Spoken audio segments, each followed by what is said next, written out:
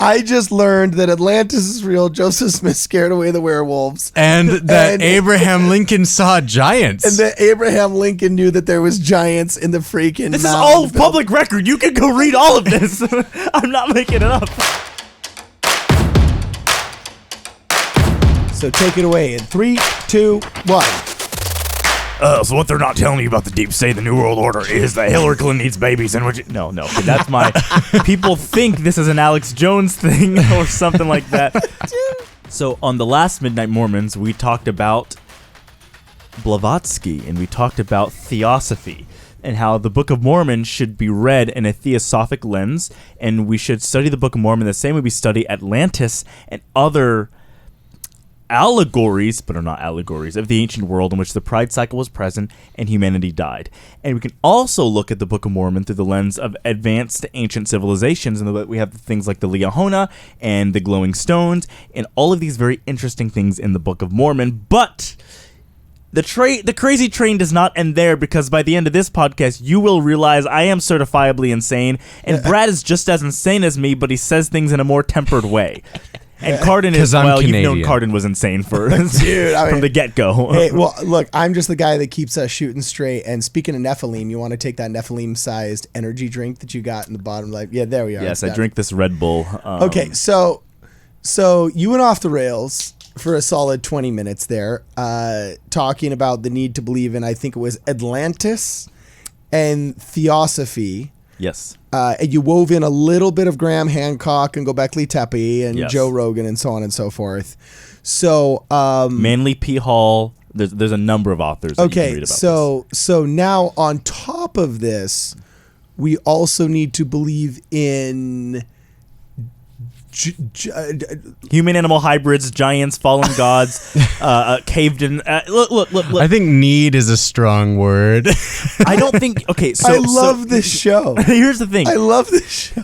People don't seem to Okay, it sounds crazy, but all it takes is one book to open your mind to the fact that the world and the history of the world, we've gotten one narrative, and there are other narratives of world history, and those ones make more sense than the one that we've been given.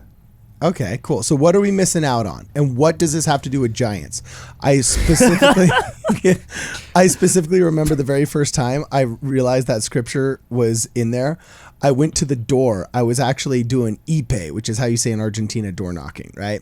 So we went to this guy's door, and he opened up the door, and he goes, oh, it's true. And I was like, what? What are you talking about? He's like, the giants in Genesis, it's you. And I was like, what? And he said, yeah, look. And he runs and he grabs his Bible and he flips it open, and there it was. It's like second or third chapter in Genesis. It says, there were men of renown, also giants that lived in the land. I was like, holy crap, there were giants at the time of Noah. Yeah. It was pretty awesome. No, I mean, there were, and I'm sorry, what's your name again, man? Ed? So, Ed, you're going to realize that I'm kind of wild here, but we covered the continent of Pan and Lumeria. And whenever if you're in any social space and anybody brings up the lost continent of Pan, just know you should sit down and talk with them for 5 hours and you won't be bored. They'll have a lot to say. Just know that they're really cool, huh? Okay, well, let's get into the giants. So, oh boy. So we covered last time the fallen gods and the fallen gods of the ancient Sumerians with their belief of the Anunnaki pantheon, right? Okay, yeah. So what we're on right now is how does this apply to the Bible? So the Bible uses very interesting language about these giants, and there were giants in the land in those days, and we looked like grasshoppers in the land of the giants, which is in the book of Numbers. Well, yeah, that's what they said when they went to go to the land of Canaan in order to invade, and the spies came back and said we shouldn't invade because we are like grasshoppers. Yeah, exactly. What if I were to tell you that people believed in giants for most of world history up until relatively recently, and only recently have we began to say that giants were not real? You have Google open right now, don't you, Cardin? Yeah. Google Abraham Lincoln giants in Niagara Falls. Oh my goodness gracious! You're sending me. Is this something that's going to embarrass me later that I got to edit out? Is this like when Joe Rogan had Alex Jones on his podcast? He's like trying to get his. No, voice. it's real. It's real. I know there's a 3. Okay, Niagara Falls giants. And Abraham Lincoln. You can't Right? forget And Abraham Lincoln, my boy Lincoln. All right. Okay. So I'm literally. This is a hot take, bro. So Abraham Lincoln, Niagara Falls Get Giants. the quote. It's a pictures, but Okay, it's, so here's the quote right here. Oh my gosh, there's a quote. What do you know? Now it's got a bunch of Chinese characters in the bottom right, so I don't know if this is well, misinformation. you from went the to images. CCP. You got to go to the webpage so you can see that it's like a credible. Okay, so ancient giants are buried in the mysterious mounds of the North American continent, which is actually the racial prejudice of white Americans. No, what is this? How did you click on the word? No, go back. Don't go to images. What are you doing? You always go to images. No, I told you this was a hot take, man. No, go to Like- all right? Okay. Okay. Now you see, click on any of the first two. The one from the university. Oh, or, here it is. Okay, loc.gov. Okay, it says the eyes of that species of extinct giants whose bones fill the mounds of America have gazed on Niagara as ours do now, contemporary with the whole race of men, and older than the first man. Niagara is strong and fresh today as 10,000 years ago. Abraham Lincoln said that. Did Dude. anyone know that? Did anyone know that you can find? Oh my gosh, here's the original of the papers, dude. It's there. I'm not kidding. Oh. This is real. In March 4th, 1861. You're on Library of Congress, huh? Oh my gosh. He unironically straight up said Wow. The- Extinct race of giants. the entire state of Mississippi is named after the Mississippi Mound Makers. You know what I'm saying? And whoa, is this like that one show with that one guy who's a geologist on ancient America that says everything you've been taught about your history is wrong? Yeah, And then so he we get talks to Ancient Aliens with Eric Von Daniken and those guys. So Eric Von Daniken is probably the best of that show, and he's got some good stuff. And The guy with the crazy hair. no, that's just some dude. That's just some. Eric Von Daniken's a Swiss guy. Oh, okay. Yeah. So, He's the one that wrote Chariots of the Gods. Church of the Gods and something like that. And then you got Zechariah Sitchin, a number of these authors who sort of started popularizing this gods or aliens kind of thing. But when you start to learn about this, And then came Ridley Scott. right.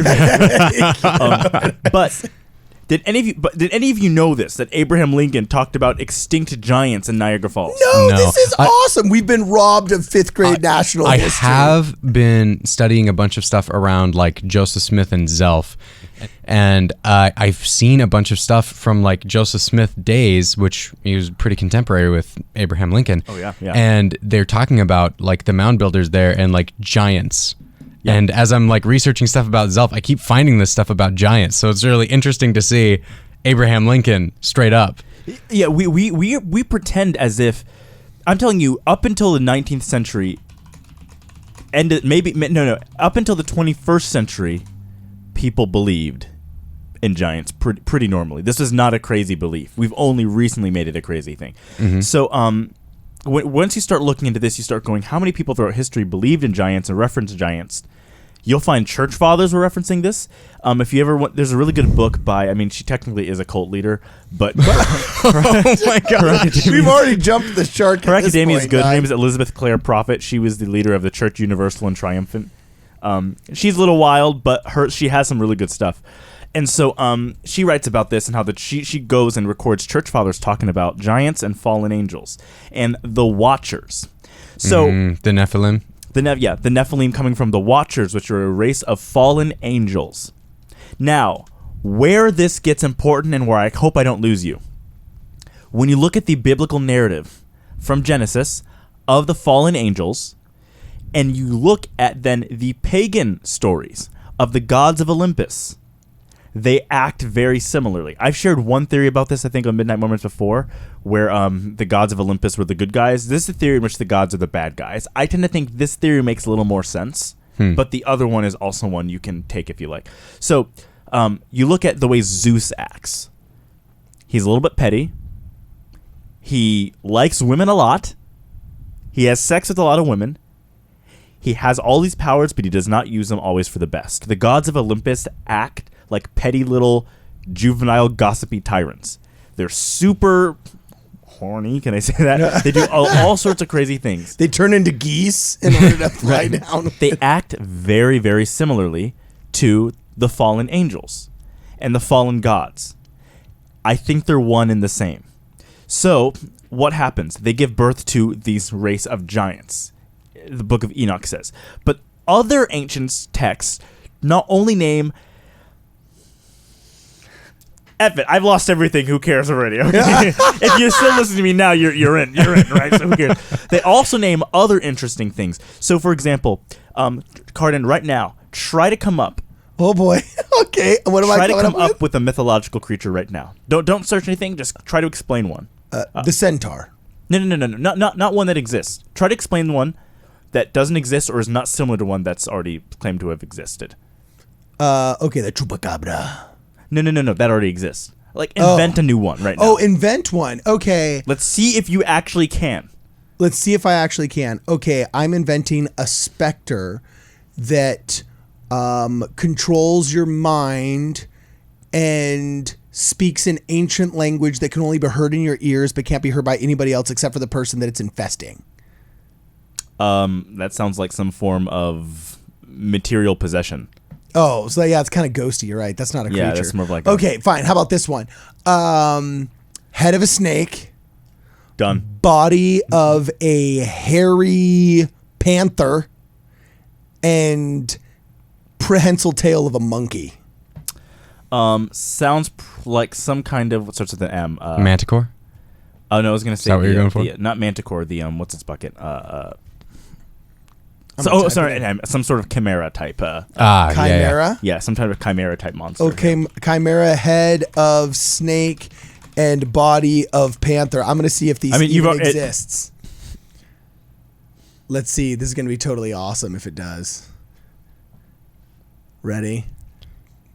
Oh, it's really thinking, guys. Where are we going with this? Yeah. Oh, exactly. Where are we going well, with the this? point is, there's plethora of animals from pagan mythology that are hybrid animals, right? So that's not anything new you created there, Cardin. Okay. But the point is, coming up with a mythological creature is like coming up with a color. Try to think of a new color right now, Brad. Dude, look at these, Kwaku. There's a lot of people that have actually kind of already done basically what I described. Look at this. Here's one. This one's pretty close. You know, this one is pretty good right there with the tail of a snake and then the body of a panther. You know what I'm saying? Yeah. Okay. So the question is, people say, well, hey, you've got these centaurs. You've got these, what are the little half goat men, the fawns, right? Satyrs. Yeah. You've got all of these things. But these were just creations of the imagination of the ancient people. They weren't. You can't come up with one.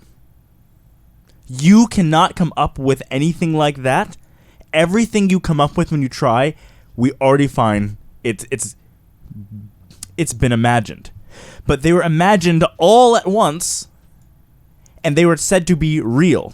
Not only were they said to be real, but we had to fight them at one point. There's a reason why dragons are present in every ancient culture, and the Chinese dragons look a little different than the African dragons, look a little different than the European dragons. Okay.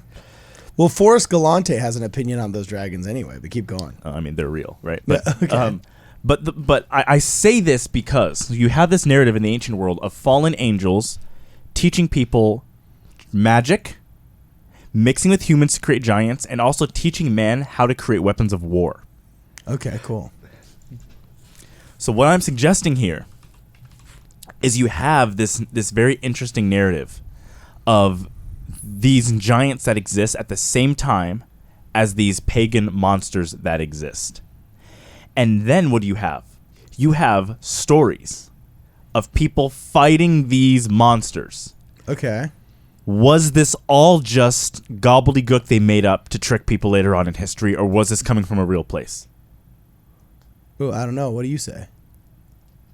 I think it was coming from a real place. Okay. Now here's where it gets interesting. Rock on. You look at Hercules, you look at Perseus, you look at these heroes, these demigods of the ancient world. Okay. Who fought these monsters. Okay. But fought them like men. Right? You have fallen gods creating monsters on Earth, but then you also have demigods who are really they're fallen gods, so half demon, half man, fighting these other monsters only with their human side to cleanse their land of these monsters. What does this sound like? A pagan type of what? What was Jesus Christ? Savior. Half god, half man. Mm-hmm. Okay. Hercules, Perseus, these demigods half god, half men, acting as men only to fight to destroy the creatures that were the remnants of fallen angels. It's very interesting how you have Moses as a type of Christ, correct? Okay, yeah. Is Hercules or Perseus also a type of Christ? I would say yes. In the pagan sense. Okay. Well, yeah, if you believe that, the plague and the scourge of all of the bad animals and demons is symbolic of evil in the world. Okay, yeah, I could see that. Yeah, I'm not entirely following the monsters part, but I definitely see Hercules and Perseus as types of Christ. The fact we don't have sea monsters anymore is an example of our loss of manliness. No, so I'll make it more clear. Yeah, what I'm saying here is the ancients wrote about how these monsters were created genetically, right? Mm-hmm. So you use some form of magic to create this half man, half horse. If you're going to go to war with a tribe, okay, and you've got a bunch of gardeners and the women who know how to skin an animal and make clothing, and that's all you've got, or you can bring Dave, who's half man, half buffalo, into war. Yeah. Who are you gonna bring? Dave, right? Yeah, I'll bring not Dave. The manliest name for half man, half. His name should be like Golgathor or something, right? Golgathor. You bring Dave to go into war with you. Yeah, you're going to win and conquer, and thus you have the creation of these ancient human animal hybrids. Well, that's why the Philistines cruised around with Goliath, right? He was their Dave. Yeah. Goliath was their Dave. So, but then what do you have? Because someone is half... Now, this is the beautiful aspect of it, okay? And then it's going to get even crazier than it gets right now. So I'm going to try to explain this This can get crazier. It's going to get bug nutty, okay? So... I don't know what kind of disclaimer I'm putting at the beginning This is of me this sober. podcast. I've never done drugs or alcohol ever. Isn't that insane? This is just me. Can you imagine if I took a shroom? I would be out of this world. So... I'm making the case that fallen gods are common throughout African Yoruba, the Celtic legends, the Nordic legends, the Egyptian legends, the Vedas. Fallen gods, or this pantheon of gods, are common throughout all of the ancient world. And in many of those stories, throughout all those texts, these fallen gods teach people how to create these monsters. And that's why these monsters seem to take similar forms no matter where you go in the world. They all have these similar stories. There's a flood story everywhere. There's a centaur-like creature everywhere. There's a dragon everywhere. These things are always every single place because they were real. The whole world didn't have a meeting and say, hey, let's F with everybody in 1998. That's not what happened. They were recording their history. It was written down. It was real. So... what happens? You have then these demigods come forward. You have the Hercules types. You have the Perseus types. And the beautiful thing is they're half human, but they're half god. And by god, it means fallen god. Now, if they're half human, what does that also make them? Part child of a real heavenly father. Whoa. So with their human side turns out to be the actual good side of them. And so... they dedicate their lives and they take out these other horrible monsters. They also do terrible things because they're also part fallen angel. So I'm saying this is the pagan predecessor, a type of Christ, for the actual son of not fallen, true God, who is half God, half man, Jesus Christ. Okay? Mm-hmm. Whew, okay, you following me so far? All yeah. right. Now, what happens? A great apostasy happens, okay? Christ dies. He's crucified. He comes back. The apostles are killed. We have the great apostasy. What happens after the great apostasy? There comes a major rush of everything again from the ancient world regarding monsters. Europe is flooded with accounts of dragons, of witches, of vampires, of werewolves, everywhere. So apostasy brought back the werewolves? Apostasy brought back, yeah. It brings back these creatures, okay? Whoa. So it's kind of like, it's like Neverland, where if you believe in the fairies, you'll clap, and then it'll make Tinkerbell live. But if you don't clap, she doesn't live. Okay, No, that's the opposite, right? I'm even more lost now. No, I see what you're saying, and there's actually Yeah. that's kind of accurate in a way because you do give power to things the more you believe in them. Okay. So I see if what there you're are the reason why Ouija boards, they say, oh no, don't get a Ouija board. The Ouija board design itself is just a board, but it's the idea that comes with it. So when you take a Ouija board, they've marketed it in such a way you now connect that spirit to it when you buy it. So when you play with it, you're telling yourself that you are summoning this thing, and if you believe you are summoning that thing will actually come. That's why. So we should invest in Hasbro's Ouija board. Is it Hasbro? Because Hasbro makes Ouija boards? I don't know if they do, but if it's Mattel, we should buy Mattel stock because as the world becomes more secular and less believing, they'll buy more Ouija boards. So, dude, the Ouija boards are too old school. Oh, okay. They can't. It's going to be crystals. Okay, cool. My wife. Let me just tell you, some of the people I've met here in college, if those Ouija board demons came up, they would be creeped out by those students. They'd be like, yeah, you guys are a bit too much for me. You guys are freaking weird. Okay, so what do you have? You have medieval Europe and Asia with all of these monsters, okay? Uh-huh. For example, you have sailors going onto water, and they're finding sirens and mermaids who look beautiful, and they grab them, and they drag them in the water, and they kill them. And they're writing it down. Okay, we have records of this happening. Brutal. From the 1300s, 1400s, you have these records of sailors being killed by mermaids. Okay, where does the mermaid myth come from? It comes from the nymph, the Greek nymph. Okay? Yeah. Okay, we can connect each of these things back to their very, very ancient source. So, you have to ask yourself the question again. Are these monsters just fake?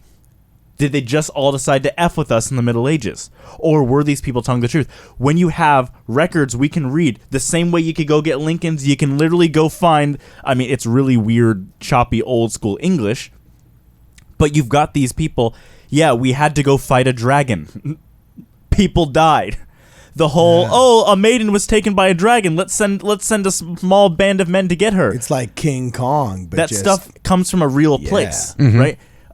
So King Kong. Werewolves in France and London. That stuff comes from a real place. Vampires. Oh, that stuff comes from a really real place. Okay, real. So we look at these myths and we say, okay, they were just to teach us a lesson. They're just allegorical, but increasingly it's seeing as if people really did believe in those things and they had face-to-face altercations with those things. So in the latter days, when they say hell is unleashed, is it going to be a bunch of centaurs and vampires and werewolves, like Twilight straight up meets like London After Midnight, or what? Yeah, because I don't know. Sometimes when I hear some of those things, I think it's more of an outgrowth.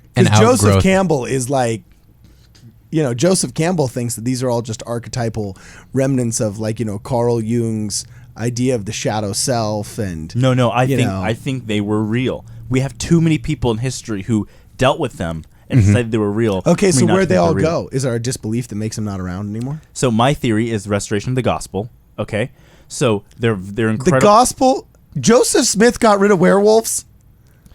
No, what I'm saying is, when the gospel is not okay, you have the gospel taken away. Yeah. And you have people believing in all sorts of crazy, horrific things, doing crazy, horrific things, okay? Okay. And in that wickedness, you bring back these monsters, these demons, whatever you want to call them. These life forms that are not fully human or are not human and are here to disrupt. You have the whole idea of, okay, everyone thinks, oh, fairies, oh, tooth fairy, Tinkerbell, it's cute. You know where how fairies were actually seen in the Middle Ages? As weird wood-dwelling, half-demon, half-human women who would steal children because they couldn't produce full human children of their own, and through their witchcraft they would construct fake children called changelings that they would place in place of your child. And so one day women would wake up and they realized that their children had, like, their eyes looked different and they weren't just like them. They were like, this is not my kid. This is some sort of off-human called a changeling. These are actual records of this stuff, okay? Yeah. It's freaking wild, right? So I could only have one conspiracy theory be true in any given decade, and Jeffrey Epstein was enough. You know what I'm saying? Like, I don't need changeling kids floating around now, all right? Well, so what happens, okay? What was Merlin said to be? Merlin the wizard? He was said to be what? A half human, half demon, right? Oh. I didn't know. Now Merlin's half demon? Again, Joseph Smith got rid of the werewolves. Merlin's half demon. I can't keep up with you, Kwaku. Well, no, I'm not saying Joe Smith got rid of the werewolves. No, I'm not saying that. What I'm saying is, though, again, you have wizard type people appearing in, again, the Middle Ages, very similar to Perseus, to Hercules, half human, half demons, or half fallen gods that exist to try to cleanse the land and bring back goodness. Now, what I'm saying is that's because the gospel was not there and so much wickedness was present. The Middle Ages were an obscene amount of wickedness. We're talking Dark Ages. It was the pedophilia at the highest level. It was genocide at the highest level. It was absolutely horrible. And people were possessed, and you had literal fallen angels and literal demons walking around. So what happens when the gospel is restored? By that time, the Bible is printed, and we're seeing the first worldwide execution of the Bible. People are actually able to have it. The restored gospel's here. Freedom is here. Christianity is actually becoming what it's supposed to become. So the belief in the truth has less people believing in or trying to summon or trying to bring evil spirits in. Okay? Okay. Oh, and weirdly enough, I heard a stat recently that the more people believe in like religion, the less likely they are to believe in like ghosts, chupacabras, and stuff like that. Well, Shut up, I really? would say that you still, Wow. I mean, you still believe in them, but it's a matter of worship or admiration, right? Because you're going to start admiring other spiritual beings, right? So here's where it gets scary. It's this. There's a theory in the school of comms called the parenthetical theory, where the entire Like, as world, in like the secular university school of communications, or what's the school of comms? The school okay, of comms, like at least we're in BYU, okay, where I'm just cool. Okay, cool. Rock on. Parenthetical theory, all right? And imagine the whole world is like a book, okay? This is it. Or do you have a book in here I can just... Oh, jeez, man. You're putting me on the That's spot. a tall order. You know? Well, not within arm's reach, because I can't get out of this area where the microphones are, but I could run in and grab one if you really need it, dog. I got the thing. I got the little booklet I take notes on. No, that works. Yeah, that works. That'll work? Yeah. All right, cool. So here's my notes, and here is the booklet, my friend. Fourth camera. See how it operates. Boom. All right. There we go. Okay, so Hit it. this right here, okay? Okay. This is beginning of time. The gods come to Earth, terraform the Earth, create the world, okay? Okay, cool. You've got right here, you've got the worldwide flood, you've got monsters, you've got gods, fallen gods, all this stuff, crazy, blah, blah, blah, blah, blah, blah. Rock on. You've got, then, crucifixion of Christ, meridian of time. You've got the great apostasy, and then you have 1820. Joseph Smith gets Joseph rid of Smith. werewolves. Okay? Okay. Joseph Smith to 1820, let's say, 1900, Industrial Revolution. Oh, I see what you're Okay. doing here. Okay. So, wait, pause. No, there's no pause. starting over. I got ahead of myself. Okay. Okay. I see what you're doing. Yeah. Okay, cool. Gods come to Earth, creation of the world, global flood, Bible, Iliad, Aeneid, the Vedas, everything. Okay, everything. Gutenberg's printing press.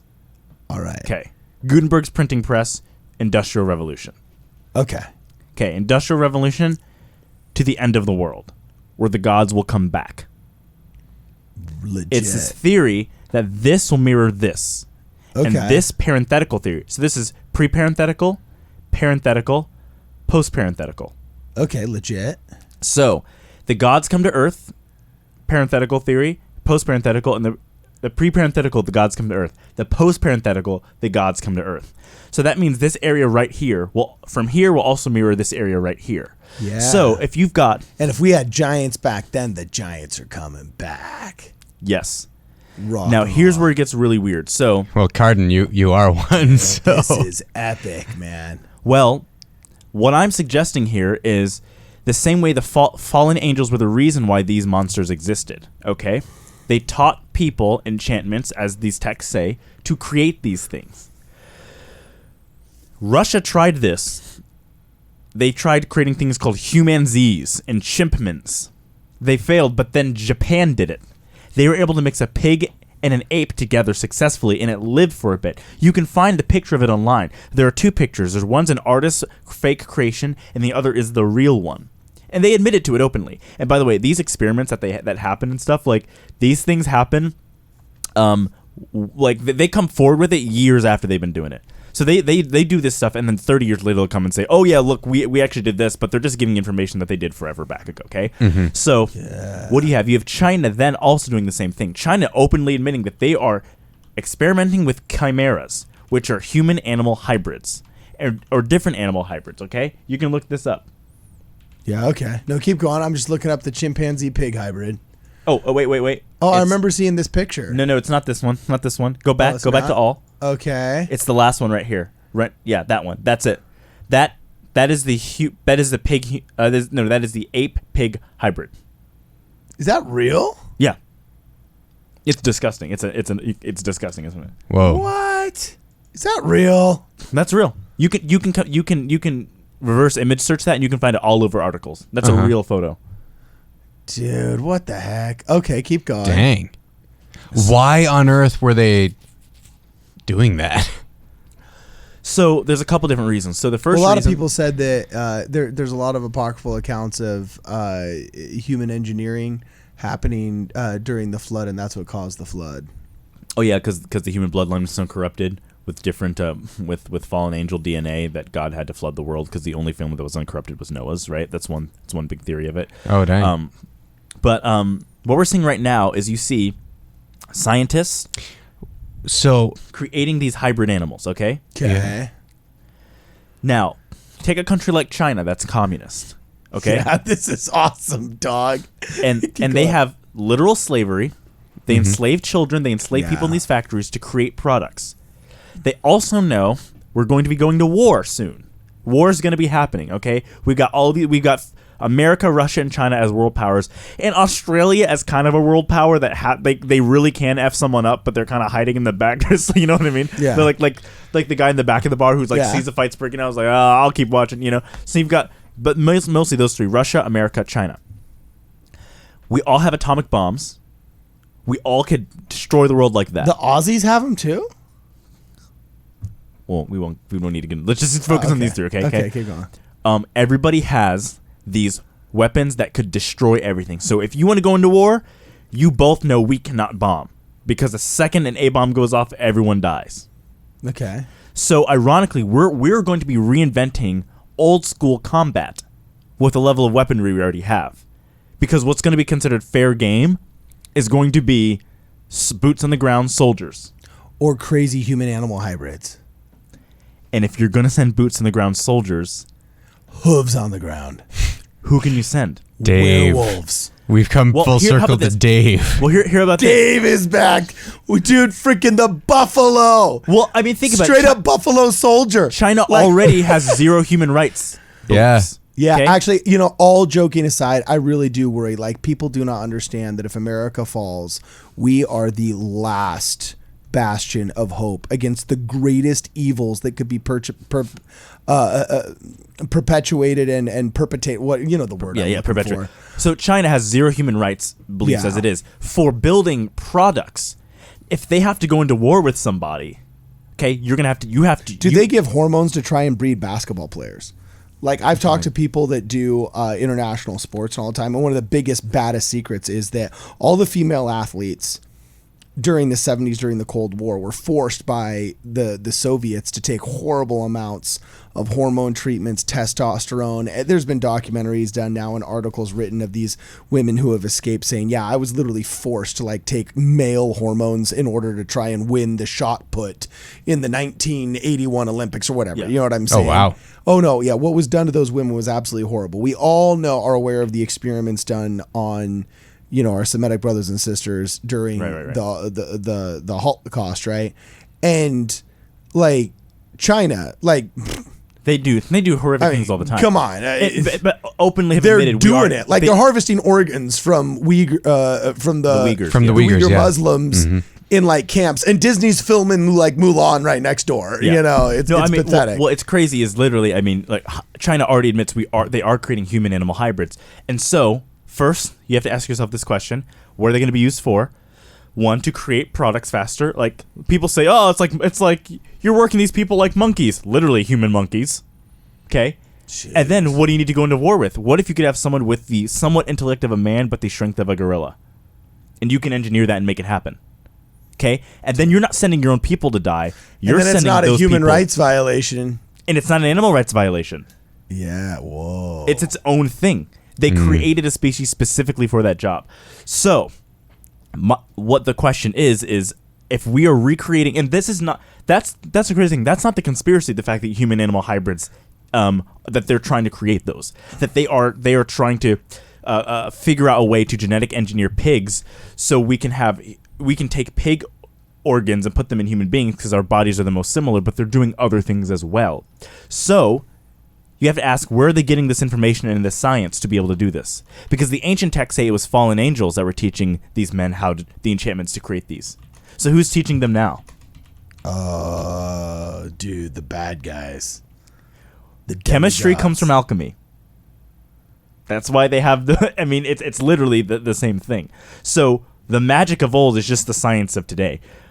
And I think, Chinese mutant pigs help save. Yeah. Oh, by the way, and you look at what they're doing. Like, so many movies are pushing this whole thing. By the way, the whole like human animal hybrid thing. It's already being pushed and trying to be normalized. Now, obviously, you have people that are working in this, and what they want to do is if you can figure out how to actually take pig organs and grow them inside people to save people who need organ transplants.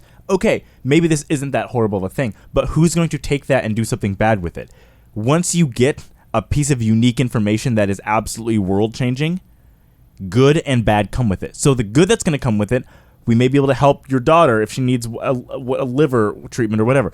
The bad part, we can create something literally that's designed to just work. So it's kind of like atomic energy. It's really great that we figured out nuclear fusion and nuclear fission, because now we can power Manhattan. But who's teaching them? With Oppenheimer, who is probably one of those centaurs we were talking about earlier. No, I'm saying that some of these people that are coming up with this are being inspired by the same entities that inspired them in the ancient times. No. Okay, now see, that I completely 100% believe in, because I got to tell you, all the jokes about, Göbekli Tepe and centaurs and Joseph Smith scaring away all the werewolves.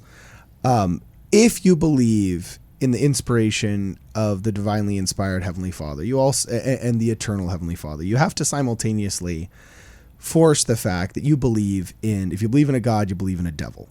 Yep. If you believe in archangels, you believe in demons. Mm-hmm. And, you have to ask yourself, if you have these inspiring stories where God hath inspired you, you kind of have to believe that there's bad actors being inspired by the equally divine counterparts of the devil. And it's hard for me to believe that he's not out there running amok. And, we do live in a world of double-edged swords, where the devil always perverts something that which is good. There's many prophets that have said there's never been a great scientific advancement that wasn't inspired by God, right? But then it's always twisted and used by the devil for something bad. Nuclear fission and fusion, perfect example thereof, Right. And we could also see how I worry, like, how could chemotherapy be misused? Right. These cancer life-saving agents can also cause secondary cancers if weaponized. Would methotrexate, saved grandma, actually be used to give an entire population tumors? You really do worry about the weaponization of these things. And that is actually why I think secularism is so destructive, is not because of what it actually inherently does in the moment, but because a responsible people who have all gone to church and been pretty well versed in the general morality of Judeo-Christian values, when handed that sword that's powerful, there's probably a better chance they're going to wield it responsibly. Right. If you actually believe that the people that surround you are children of God, regardless of whether or not you think there's 27 books in the Bible or 23, regardless of whether you're Eastern Orthodox or Catholic, or whether you're Presbyterian or Methodist, if you share that Judeo-Christian thought that we are all children of a Heavenly Father that loves us, and this life is not important as the mansion in heaven that awaits, then, you chill out a little bit, okay? I mean, even Napoleon said that religion is important so we don't all rise up and kill all the monarchs. You know what I'm saying? Well, if you believe that there's good divine. Oh yeah, no. This is supernaturality, why. there's gonna be evil. This is why religion is so important. Is because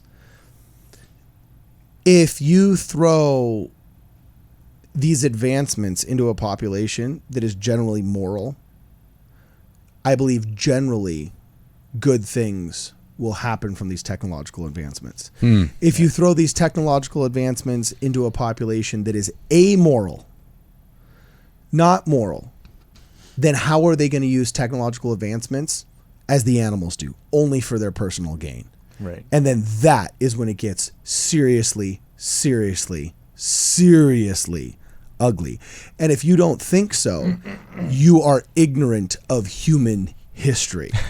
And actually, speaking of that human history and how things go wrong like that, I think that's where I find something really similar with what you're talking about, Kwaku. Like when you talk about the fallen angels on Mount Olympus and things like that, I see a lot of these shared stories in the background of people's lives as really good evidence of apostasies.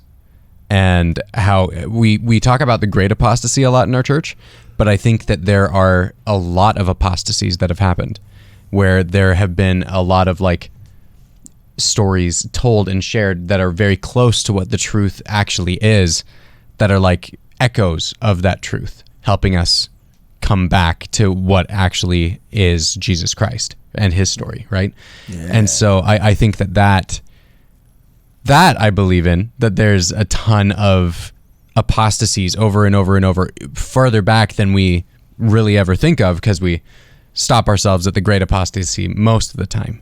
Right. But I've never thought about the possibility of.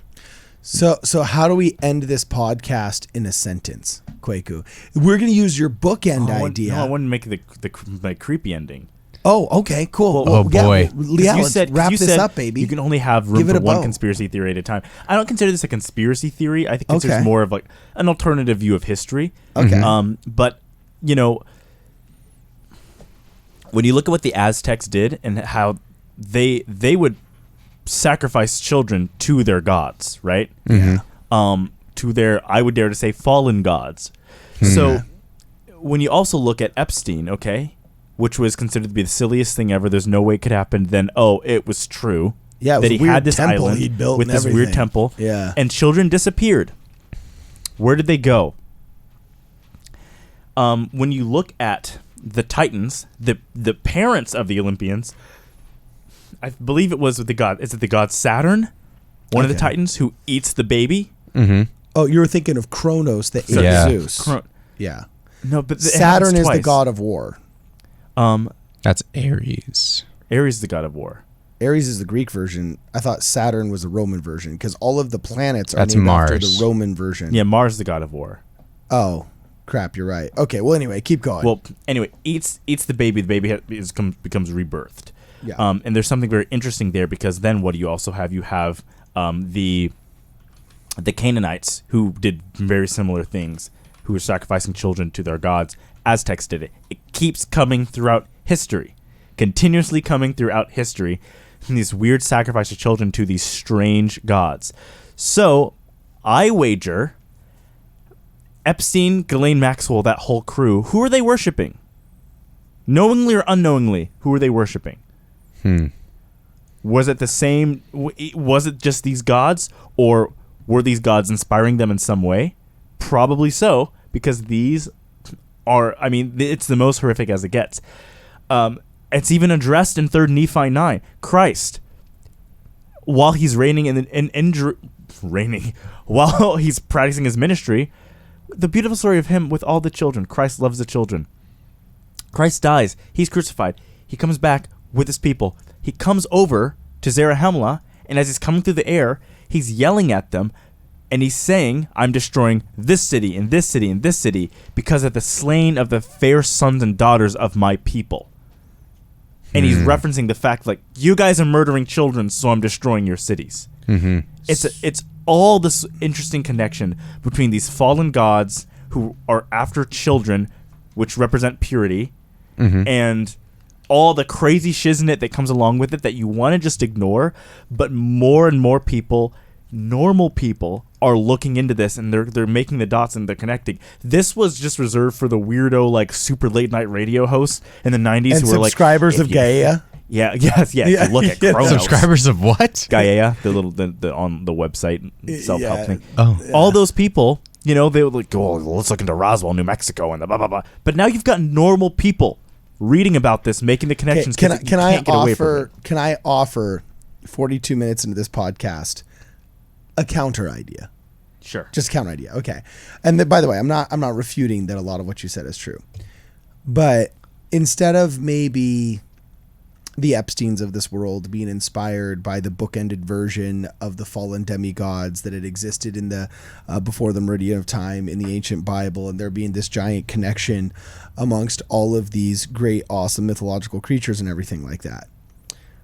I've kind of always been, after having dealt with all these people, especially in politics in my life, unable to ascribe to conspiracy that which I can ascribe to selfishness, greed, and general human incompetence.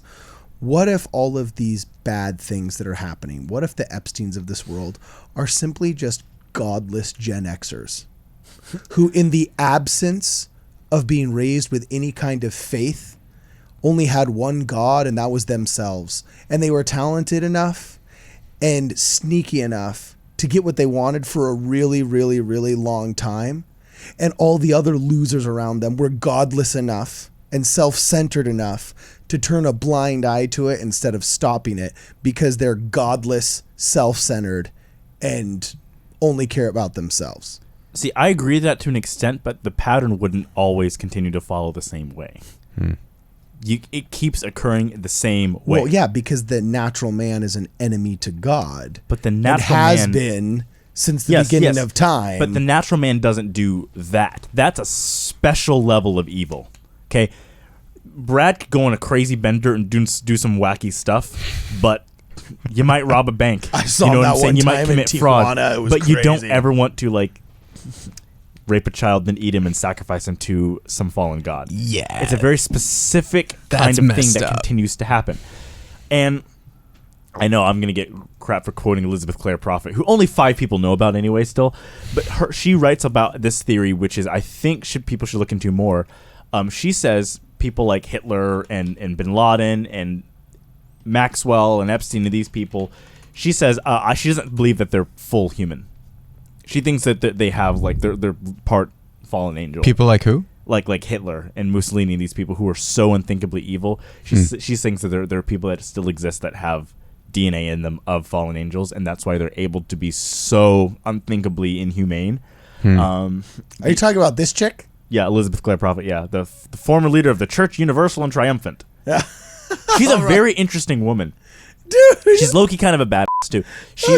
She started in LA and she led her whole religion into Montana, and they had like this giant plot of land, and the government took away their 501c3 status, so they bought a bunch of weapons, and then the government got afraid and they're like, fine, you can have it back, just please don't buy any more weapons.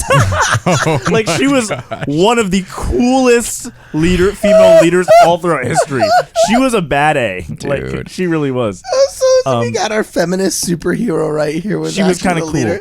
Okay, we got to end this, dog. Yeah, like, this is crazy. It's intense. No, it's something to think about. interesting though. At like this point, we have posted as a moral authority a woman who bought so many guns the U.S. government turned around and said, "You can have your 501c3 back."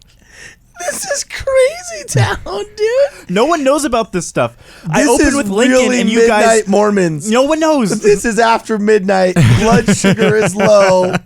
Something, I don't know what is going on. I just learned that Atlantis is real. Joseph Smith scared away the werewolves. and that And- Abraham Lincoln saw giants. And that Abraham Lincoln knew that there was giants in the freaking This is mountain all built- public record. You can go read all of this. I'm not making it up. And I know you're not, because I've seen the records, Yeah, right? it's like a I've real seen thing. some of these records like independent of this conversation. So like, it's funny. That's interesting because I've never considered it as like these were all things that were real. I've always thought of them being more symbolic or something like that. That would but, be more comforting yeah. because the thought of a human gorilla coming to war with with me is awful. Yeah. But if it's real and that's what they're trying to do, that means get in shape. Take your vitamins and buy a gun. That's what it means. Oh my gosh. That's our ending of this All right. episode. I am just ending it right here. I have so much to edit out on this. This is going to be the longest podcast to edit. This was Midnight Mormons. I am Cardinellis, and I don't know if I endorse this message. That's it. Like, thanks for watching.